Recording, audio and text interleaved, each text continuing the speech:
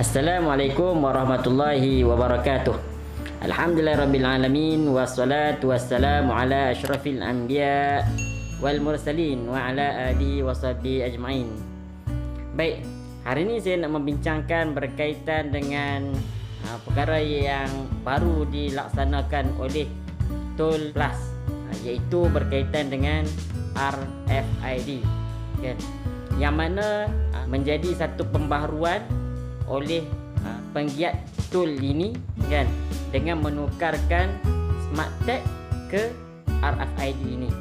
Yang mana kami di utara ini, pihak Toll Plus telah membuatkan ujian ke atas kenderaan-kenderaan yang baru melanggan perkhidmatan RFID ini. Yang mana kita tahu RFID ini menggunakan chip dan Touch and Go e-wallet, kan? Baik, hari ini saya nak membincangkan berkaitan dengan 3 semakan yang perlu kita buat sebelum memulakan perjalanan dan masuk ke lebuh raya yang menggunakan RFID ini, kan? Yang pertama, bagaimana kita perlu semak baki. Okey, yang mana kita tahu RFID ini menggunakan hanya chip yang diletakkan pada lampu kenderaan. So dia tak ada alat yang digunakan oleh smart tag yang mana ada boleh kita cek baki, kan? Tapi kita boleh semak baki yang ada dalam kita punya RFID ini melalui e-wallet. Okey, baik. So, apa yang penting selain daripada semak baki, kita juga perlu semak status RFID kita. Maka saya tunjukkan di sini bagaimana untuk saya tengok saya punya kenderaan, kan? Okey, kita tekan, lepas tu di sini di e-wallet, maka kita akan tengok sama ada kita punya RFID itu aktif ataupun tak.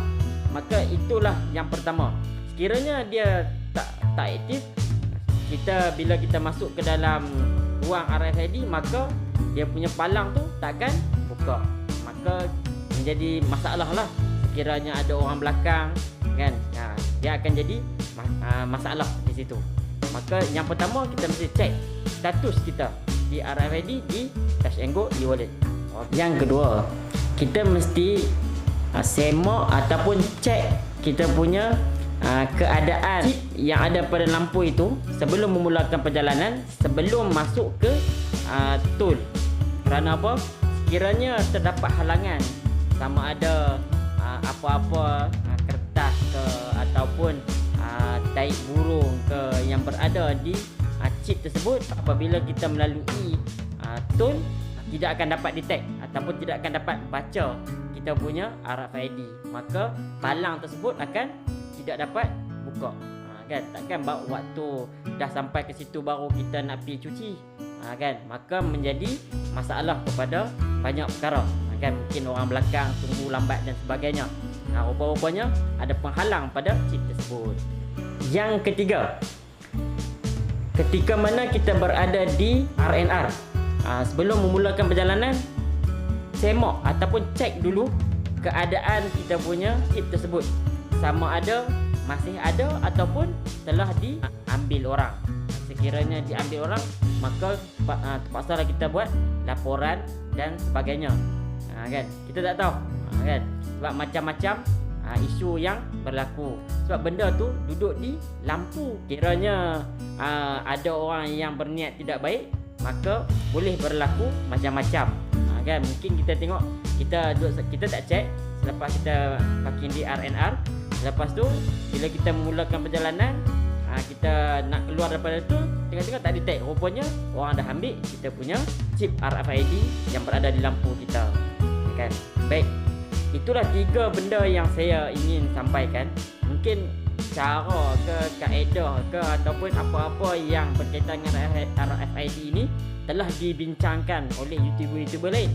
Jadi saya cuma nak berpesan, dengan 3 benda semakan cek pada RFID ini, moga-moga perjalanan kita ni dipermudahkan, kan? Okey, baik. kalau cerita isu tak buka itu macam-macam yang kita dengar, kan. Sebab apa?